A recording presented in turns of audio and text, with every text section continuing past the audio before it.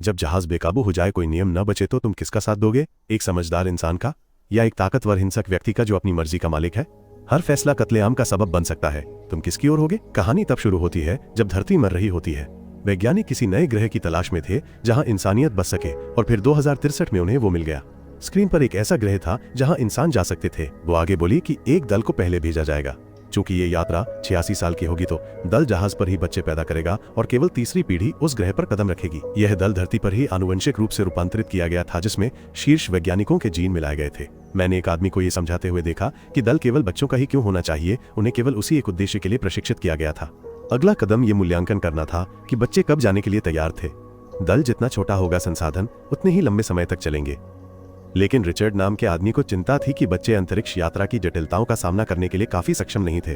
फिर मैंने रिचर्ड को एक ऐसी सुविधा में जाते हुए देखा जहां छोटे बच्चों का दल पाला जा रहा था। उसने एक पूर्ण सुरक्षात्मक सूट पहना हुआ था। वो उस कमरे में गया जहां वे रहते थे और बच्चे तुरंत खुशी से चिल्ला उठे। मैंने रिचर्ड को उनकी पढ़ाई की निगरानी करते हुए देखा। फिर उसने क्रिस्टोफर, सेला और जैक को बारी बारी से सुलाया। जैक ने उससे कहा कि वो बहुत डरा हुआ है, लेकिन रिचर्ड ने उसे सांत्वना दिया, कहते हुए कि वो सुरक्षित रहेगा। अगले दिन रिचर्ड ने एक महत्वपूर्ण निर्णय लिया। उसने प्रभारी व्यक्ति से कहा कि उसे बच्चों के साथ जाना चाहिए, उनकी परवरिश करनी चाहिए और उनकी रक्षा करनी चाहिए। इससे मिशन 4 साल में रवाना हो सकता था, बजाय 7 साल के। और इस तरह रिचर्ड के नेतृत्व में मिशन शुरू हुआ। उनका शटल ह्यूमैनिटास नामक एक विशाल जहाज पर आ गया। सभी अंदर गए और अपने कमरे ढूंढे। रिचर्ड ने धरती की ओर आखिरी बार देखा। 10 साल बाद जो बच्चे कभी बच्चे थे वे बड़े हो गए थे। वे उठे और जहाज पर एक नया दिन शुरू किया। उनका पहला पाठ दूसरी पीढ़ी को गर्भ धारण करने के बारे में था, जो 24 साल की उम्र में शुरू होगा। दल रोबोट की तरह अपना दैनिक कार्य करता रहा। मैंने उन्हें एक नीला तरल पीते हुए देखा। क्रिस्टोफर और जैक शास्त्रीय संगीत सुन रहे थे। सेला जहाज पर टहल रही थी और बाहर अंतरिक्ष को देख रही थी। फिर उसने रिचर्ड से बात किया, कहते हुए कि दल का जीवन अर्थहीन था। सांत्वना देने के लिए उसने उसे अपने दादा दादी की तस्वीरें दिखाईं, कहते हुए कि भविष्य के लिए बलिदान महत्वपूर्ण है। उस रात क्रिस्टोफर सो नहीं सका। वो केवल जहाज की आवाजें सुन सकता था। अगले दिन रिचर्ड और क्रिस्टोफर हाइड्रोपोनिक्स खाड़ी में थे। वे पौधों की स्थिति की जांच कर रहे थे। क्रिस्टोफर की स्क्रीन पर पानी में विषाक्तता के बारे में एक सूचना आई। उसने रिचर्ड से इसके बारे में पूछा, सोचते हुए कि कोई रसायन संसाधित नहीं हुआ था, लेकिन रिचर्ड ने उसकी चिंताओं को दूर कर दिया। वह अभी भी संदिग्ध लग रहा था, इसलिए बाद में उसने जैक से T56J घटक के बारे में पूछा। उन्होंने सोचा कि ये जानकारी उपलब्ध क्यों नहीं थी। रात में इन दोनों ये पता लगाने के लिए वापस चले गए कि ये क्या था। क्रिस्टोफर ने फायरवॉल को पार कर लिया और जानकारी खोजने में कामयाब रहा। वो रासायनिक घटक उनके द्वारा पिए जाने वाले नीले तरल में पाया गया था। जैक ने सोचा कि ये एक पाचक सहायक था, लेकिन उन्हें एहसास हुआ कि इसका शरीर पर एक और प्रभाव पड़ा। ये उन्हें मूर्ख और आज्ञाकारी बना रहा था, उनकी इच्छाओं और आनंद को कम कर रहा था। उन्हें नशीला पदार्थ दिया जा रहा था और नियंत्रित किया जा रहा था ताकि वे स्वाभाविक रूप से प्रजनन न करें और जहाज पर बोझ न बने। दोनों ने नीला तरल पीना बंद कर दिया। फिर उन्होंने काई और जूली के साथ जानकारी साझा की और जहाज पर एक गुप्त डिब्बे के बारे में जानकारी। इसके बाद क्रिस्टोफर की रिचर्ड से बातचीत हुई। उसने कहा कि वो जानता है कि उसने उनसे झूठ बोला था, लेकिन केवल बिना निशान वाले डिब्बे 23 का उल्लेख किया। रिचर्ड ने उससे कहा कि मिशन को किसी कारण से झूठ बोलना पड़ा कि वो डिब्बा तीसरी पीढ़ी के लिए हो सकता है। बातचीत के बाद रिचर्ड ने पृथ्वी पर एक संदेश भेजा, पूछते हुए कि क्या वो दल के साथ सब कुछ साझा कर सकता है ताकि वे उस पर विश्वास न खोएं। लेकिन संदेश को वहां तक पहुंचने में कुछ समय लगेगा। अगले दिन सेला के बगल में कतार में खड़े होकर क्रिस्टोफर को उसके बारे में एक भ्रम हुआ। उन्होंने दोपहर का भोजन किया और वो उसे देखता रहा, लेकिन जैक आया और उससे कहा कि वो बदल गई थी।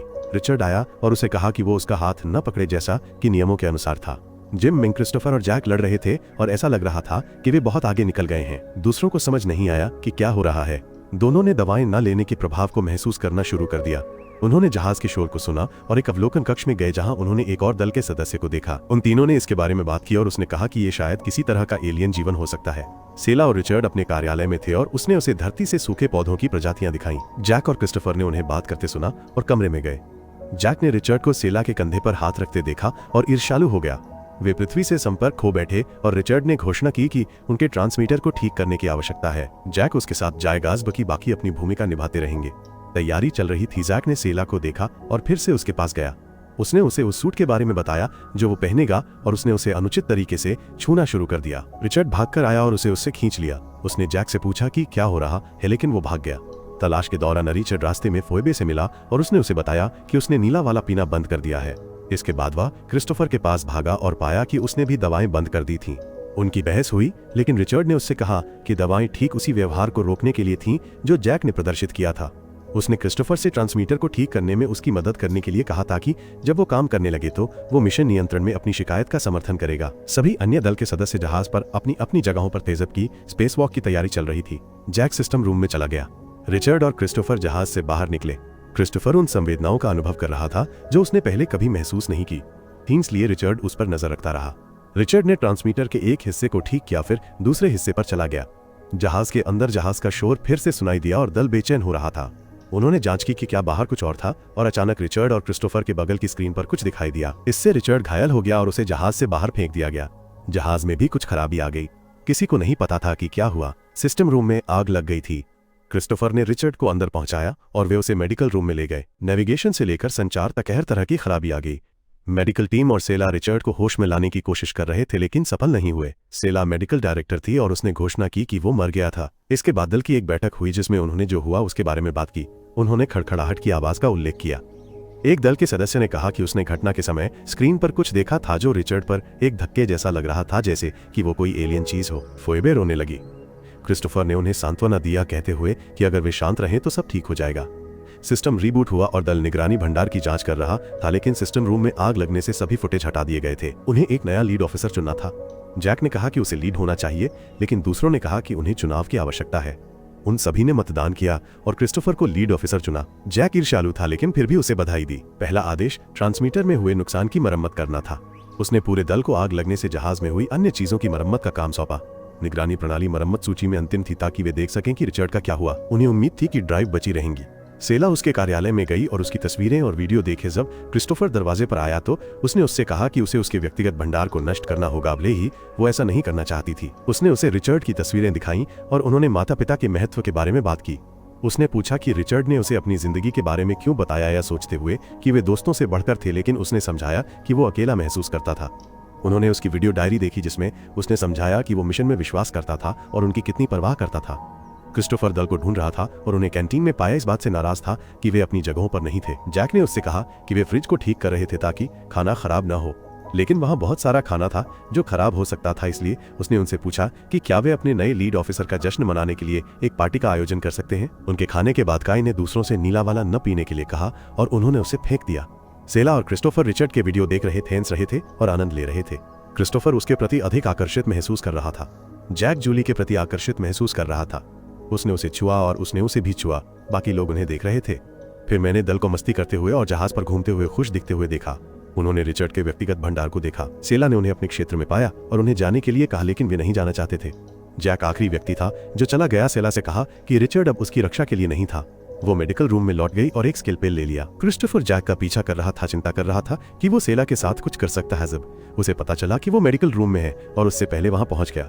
जैक आ गया और क्रिस्टोफर ने बहाना किया कि वे दोनों अंतरंग थे, इसलिए वो चला गया। स्केलपेल से धमकी देते हुए सेला उसे नहीं समझ पाई, लेकिन जब उसने कहा कि वो उसकी मदद करने के लिए था तो उसने कहा कि उसे बाकी लोगों की मदद करनी चाहिए क्योंकि वे नियंत्रण खो रहे थे। क्रिस्टोफर चला गया और रास्ते में जैक को पाया। उसे सेला से दूर रहने के लिए कहा। जब उन्होंने फिर से अजीब शोर सुना, वहीं से पूरे जहाज पर गया। बाकी लोगों ने भी सुना।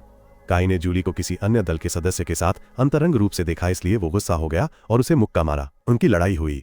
फिर कैंटीन में क्रिस्टोफर दल को ठीक से व्यवहार करने की कोशिश कर रहा था, लेकिन वे इसे पसंद नहीं करते थे। अचानक काई द्वारा मारा गया दल का सदस्य उसे एक उपकरण से मारना शुरू कर देता है। क्रिस्टोफर उसे उसी तरह मारकर उसे रोक देता है। उसने सभी को काई और दूसरे को इलाज के लिए ले जाने के लिए कहा और फिर आम कमरे में मिलने के लिए कहा। बैठक में उसने सभी से कहा कि लड़ाई बंद होनी चाहिए और मरम्मत जारी रहनी चाहिए। जैक ने उसे चुनौती दी और दूसरों ने सोचा कि उन्हें काम नहीं करना चाहिए क्योंकि वे मिशन के अंत तक नहीं पहुंचेंगे। क्रिस्टोफर ने कहा कि उनके बच्चे पहुंचेंगे और उन्हें उनका समर्थन करना चाहिए। एक दल के सदस्य ने कहा कि वो सिस्टम रूम में काम नहीं करना चाहता क्योंकि वहां एलियन रहते थे। उसने सोचा कि क्रिस्टोफर ने रिचर्ड की मृत्यु के बाद उसे अंदर लाया था। फोइबे ने सुझाव दिया कि वे निगरानी प्रणाली की मरम्मत करें और देखें कि क्या हुआ, लेकिन जैक ने उसे तुच्छ समझा और क्रिस्टोफर को चुप रहने के लिए कहा। वो अब नियमों की परवाह नहीं करता था और दूसरों को अपनी तरफ समझाने की कोशिश कर रहा था, या कहते हुए कि क्रिस्टोफर सही नेता नहीं था।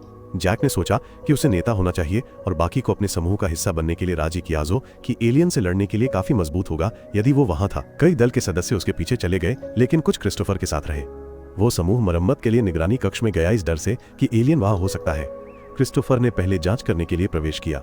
जैक और बाकी गलियारों में घूमते रहे और सिस्टम रूम में चले गए। वह और काई अंदर चले गए या जाने बिना कि क्रिस्टोफर भी वहां था। वे एलियन को खोजने के लिए कमरे में गहराई तक चले गए। बाहर के लोगों ने देखा कि अंदर कुछ हो रहा है और जैक और काई डर से बाहर भाग गए। जाते समय कमरे को सील कर दिया। फिर उन्होंने बाकी समूह से कहा कि एलियन ने उन पर हमला किया था। इस बीच क्रिस्टोफर निगरानी ड्राइव को सेला के पास मेडिकल रूम में ले गया। वह और कुछ अन्य फुटेज की जांच कर रहे थे। उन्होंने सिस्टम रूम से फुटेज पाया और महसूस किया कि ये जैक और काई थे जिन्होंने रिचर्ड को मार डाला था, उसे बिजली का झटका देकर, और फिर एलियन के बारे में झूठ बोला था। समूह ने इस समय चुप रहने का फैसला किया जब तक कि वे ये पता ना लगा लें कि क्या करना है। क्रिस्टोफर और सेला ने ड्राइव को अपने कमरे में छिपा दिया और जैक के बारे में बात की। उसने सोचा कि ये उनकी असली पहचान थी जब दवा नहीं थी, लेकिन वो सहमत नहीं थी कहते हुए कि वे दोनों अलग थे। उसने कहा कि उसे चिंता थी कि बाकी लोग सच्चाई की परवाह नहीं करेंगे और शायद वो भी नहीं करेगा। सेला ने उसे उसके साथ रहने के लिए कहा। उन्होंने एक दूसरे को चूमा और साथ में सो गए। सुबह सेला के कमरे के दरवाजे पर दस्तक हुई। ये जैक था जिसने कहा कि वो अंदर आएगा चाहे जो भी हो। जब उसने और क्रिस्टोफर ने दरवाजा खोला तो जैक और काई ने उन्हें कैंटीन में एक और पार्टी के लिए आमंत्रित किया। क्रिस्टोफर का समूह आया जबकि बाकी खा रहे थे। जैक ने उन्हें कुछ खाना लेने के लिए आमंत्रित किया। जब वे बैठे तो वो खड़ा हुआ और खुद को नया लीड ऑफिसर घोषित किया। अचानक क्रिस्टोफर खड़ा हुआ एक स्क्रीन पर गया और घटना का फुटेज चलाया। उसने बाकी लोगों से कहा कि जैक ने रिचर्ड को मारा था और कोई एलियन नहीं था कि उसने उनसे झूठ बोला था। उसने जैक को खुद को कमरे में बंद करने का प्रस्ताव दिया जबकि वे कार्यक्रम की समीक्षा करेंगे और तय करेंगे कि क्या करना है। हर कोई गुस्सा था और जैक ने स्वीकार कर लिया कहते हुए कि उसने उन्हें बचाने के लिए ऐसा किया क्योंकि एलियन रिचर्ड के अंदर था और क्रिस्टोफर उसे अंदर लाया था। उसने दूसरों को मना लिया कि एलियन जहाज पर था, उनमें से किसी एक में छिपा हुआ था। जैक ने कहा कि उन्हें इसे ढूंढना और मारना चाहिए और वे सभी सहमत हुए। उसने उन्हें एक दूसरे के खिलाफ भड़काया और उन्होंने लड़ना शुरू कर दिया। उन्हें लगा कि ये मेडिकल रूम में काम करने वाला दल का सदस्य था और उन्होंने उसका पीछा करना शुरू कर दिया। क्रिस्टोफर भी पीछा कर रहा था। टाई ने उसे पहले मारा, फिर बाकी लोग शामिल हो गए जब उन्होंने उस दल के सदस्य को लात मारकर मार डाला। क्रिस्टोफर ने अपने समूह को जहाज पर कहीं सुरक्षित ले जाया जबकि जैक के समूह ने मेडिकल रूम में प्रवेश किया और खुद को हथियारों से लैस किया। क्रिस्टोफर के समूह ने यह पता लगाने की कोशिश की कि क्या करना है और कुछ हार मान लेना चाहते थे कहते हुए कि वे इस समय कुछ नहीं कर सकते। उन्होंने सोचा कि उन्हें जैक के समूह में शामिल हो जाना चाहिए और बाद में उसे पकड़ने की कोशिश करनी चाहिए क्योंकि उसके समूह के पास हथियार थे और उनके पास नहीं। सेला को एहसास हुआ कि क्रिस्टोफर गुप्त डिब्बे में छिपे हथियारों के बारे में जानता था। क्रिस्टोफर उसे अकेले खोजने गया। उसने एक डिब्बे को खोला और उसमें घुस गया, उसे ढूंढ रहा था। जब उसे आखिरकार मिल गया तो वो उसे खोल नहीं सका और एक अलार्म बजने लगा जिसे जूली और एक अन्य दल के सदस्य ने सुना। उन्होंने उसे डिब्बे में भी सुना और जैक को बताया। क्रिस्टोफर डिब्बे को खोलने के लिए कुछ औजार लेने बाहर निकला, लेकिन जब वो लौटा तो दूसरे समूह ने डिब्बे को हटा दिया था। उन्होंने गुप्त डिब्बे को खोला और हथियार पाए। काई ने सोचा कि वे तीसरी पीढ़ी के लिए थे, लेकिन जैक ने कहा कि वे उनके थे। क्रिस्टोफर के समूह के 2 सदस्य जैक के समूह में और दूसरों में शामिल होना चाहते थे। जैक ने बाकी लोगों से पूछा कि वे कहाँ छिप रहे हैं। सेला, फोएबे और क्रिस्टोफर ने जैक के पास जाने की योजना बनाई। क्रिस्टोफर ने सुझाव दिया कि उसे मार देना चाहिए, लेकिन फोएबे को यह पसंद नहीं आया। सेला ने उन्हें स्क्रीन पर देखा और देखा कि वे हिल रहे हैं, उनका पीछा कर रहे हैं। उन्होंने बिजली काट दी और कमरे में आ गए। सेला ने अपने समूह से विरोध न करने के लिए कहा जब बाकी लोग कमरे में घुस गए और उन्हें पकड़ लिया। सेला ने उन्हें रोका जब वे क्रिस्टोफर को खींच रहे थे और अकेले जैक से बात करने के लिए कहा। उसने कहा कि वो उसके साथ रहना चाहती है और उसके समूह में शामिल होना चाहती है जब वो उसकी ओर बढ़ी, लेकिन उसने उसे अस्वीकार कर दिया। उसका मजाक उड़ाया जब फोएबे आई और पूछा कि क्या वे सब पागल हो गए हैं। उसने कहा कि वे ऐसा न करने का फैसला कर सकते हैं, लेकिन उन सभी ने उसे चुप रहने के लिए कहा। अचानक काई ने सभी को आश्चर्यचकित कर दिया। जैक सहित उसकी हत्या कर दी, लेकिन उसने स्थिति को पलट दिया और क्रिस्टोफर का पीछा किया। वो और सेला भाग गए, लेकिन बाकी लोगों ने उन्हें पूरे जहाज पर खोजा। वे एक वेंट में छिप गए, लेकिन बाकी लोगों ने जल्दी से पता लगा लिया कि वह कौन सा था। जैक ने अंदर गोलीबारी की और जूली ने उसे सावधान रहने के लिए कहा क्योंकि वो उनके भोजन की आपूर्ति को नष्ट कर रहा था। उसने उसे पकड़ने के लिए एक आदमी को उनका पीछा करने के लिए भेजा, लेकिन वे फिर से भाग गए। अचानक किसी ने उन पर गोलीबारी की, इसलिए उन्होंने हथियार खोजना शुरू कर दिया। क्रिस्टोफर ने एक आग बुझाने का यंत्र पाया और जब काई मेडिकल रूम में गया तो उन्होंने उसे निष्क्रिय कर दिया और अनजाने में उसे मार डाला। जैक ने उन्हें जल्दी से ढूंढ लिया और उनके भागते समय गोलीबारी की। वे एक एयरलॉक में चले गए और क्रिस्टोफर ने सेला को स्पेस सूट पहनने के लिए कहा। उसने एयरलॉक की खिड़कियों को ढक दिया। जब जैक आया तो उसने बिना झिझक के गोलीबारी की। अचानक से बाहर के हैच के खुलने के कारण अंदर खींच लिया गया। उसने सेला को पकड़ा और हैच बंद करने के लिए गया, उससे लड़ा और अंत में उसे चाकू मार दिया। क्रिस्टोफर ने उसे हैच से बाहर धकेल दिया, लेकिन जब वे लड़ रहे थे तो उसे भी अंतरिक्ष में खींच लिया गया। इससे पहले कि जैक हैच को बंद कर पाता, सेला ने उसे बाहर लात मार दी। उसने क्रिस्टोफर को ढूंढ हाउस के लौटने का इंतजार किया और अचानक उसे जहाज से चिपके हुए देखा। वे दोनों अंदर लौट आए और बाकी लोगों से कहा कि जैक चला गया था। उन्होंने हथियार रख दिए। कुछ समय बाद पूरा दल कैंटीन में दोपहर का भोजन कर रहा था। सेला ने क्रिस्टोफर से पूछा कि वो कैसे सुनिश्चित करेगा कि ऐसा दोबारा ना हो। उन्होंने रिचर्ड की कुछ रिकॉर्डिंग फिर से सुनी जिसमें उन्होंने कहा था कि मिशन पर जो भी बुरा हो जीवित बचे लोग इस बात का सबूत थे कि इंसानियत को बचाया जाना लायक था। दल ने फिर से एक नया कमांडर चुना और उन्होंने सेला को चुना। उसने एक डायरी रिकॉर्ड की जिसमें उसने कहा कि वे तब से हर चीज पर मतदान करेंगे और वे नीला वाला पीना बंद नहीं करेंगे। दल ने जहाज की मरम्मत जारी रखी और समय के साथ शांति से मिलकर काम किया। सेला गर्भवती हुई और बच्चा क्रिस्टोफर का था। बच्चे का जन्म हुआ। कुछ साल बाद बच्चे को जहाज पर दौड़ते हुए और अन्य बच्चों के साथ शामिल होते हुए देखा जा सकता है। वे बच्चे जहाज पर बड़े हुए। इस की पहली पीढ़ी बूढ़ी हो गई। मिशन शुरू होने के 86 साल बाद ह्यूमैनिटास जहाज को अंतरिक्ष में तैरते हुए और ग्रह पर उतरने के लिए इंजनों को सक्रिय करते हुए देखा जा सकता है। पुरानी और युवा पीढ़ी एक अज्ञात ग्रह पर अपने नए घर को देख रही थी। हमारी कहानी यहीं रुक जाती है। आपको इसके बारे में क्या लगता है? मुझे कमेंट करके बताएं। लाइक सब्सक्राइब करना न भूलें और घंटी बजाएं ताकि हम जल्द ही आपसे फिर मिलें। वीडियो के अंत तक देखने के लिए धन्यवाद।